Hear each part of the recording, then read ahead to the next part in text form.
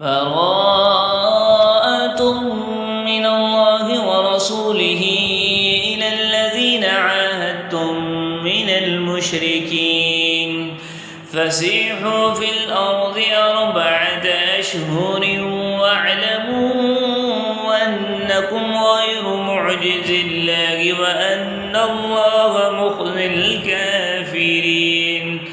وأذان من الله ورسوله إلى الناس يوم الحج الأكبر أن الله بريء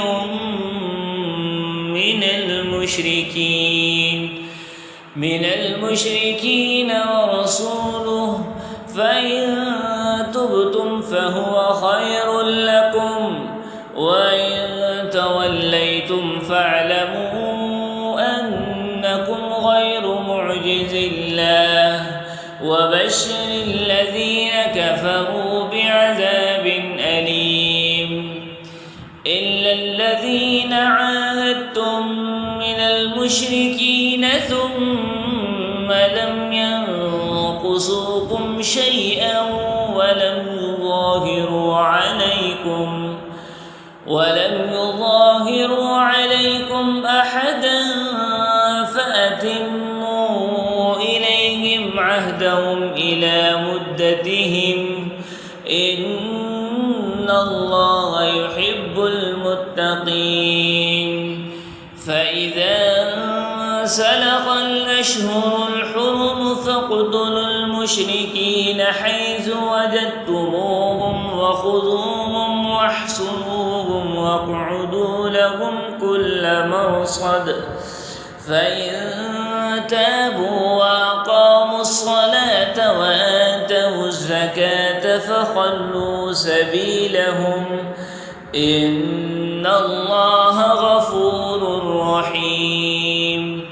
وإن أحد من المشركين استجارك فأجره حتى يسمع كلام الله ثم أبلغوا مأمنه ذلك بأنهم قوم لا يعلمون.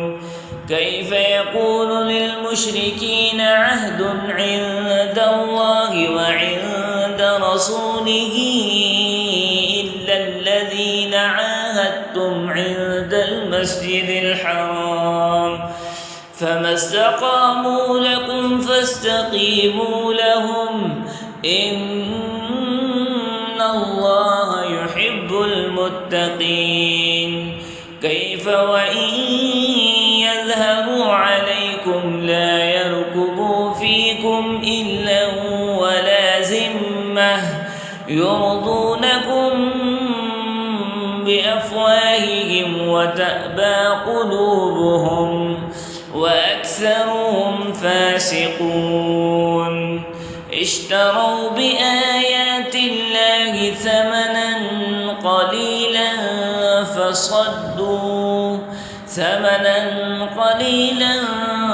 فصدوا عن سبيله إنهم ساء ما كانوا يعملون.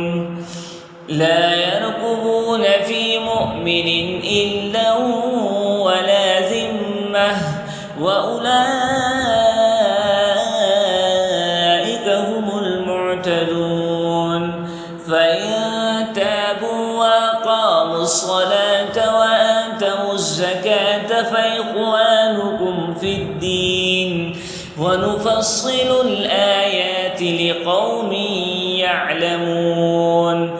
وإن نكثوا أيمانهم من بعد عهدهم وطعنوا في دينكم فقاتلوا أئمة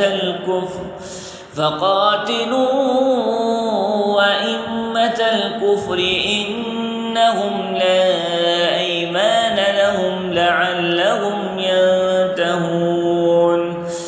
ألا تقاتلون قوما نكثوا أيمانهم وهموا بإخراج الرسول الرسول وهم بدؤوكم أول مرة أتخشونهم فالله أحق أن تخشوه إن كنتم مؤمنين قاتلوهم يعذبهم الله بأيديكم ويخزهم وينصركم عليهم ويشف صدور قوم مؤمنين ويذهب غيظ قلوبهم ويتوب الله على من يشاء والله عليم حكيم أم حسبتم أن تتركوا ولما يعلم الله الذين جاهدوا منكم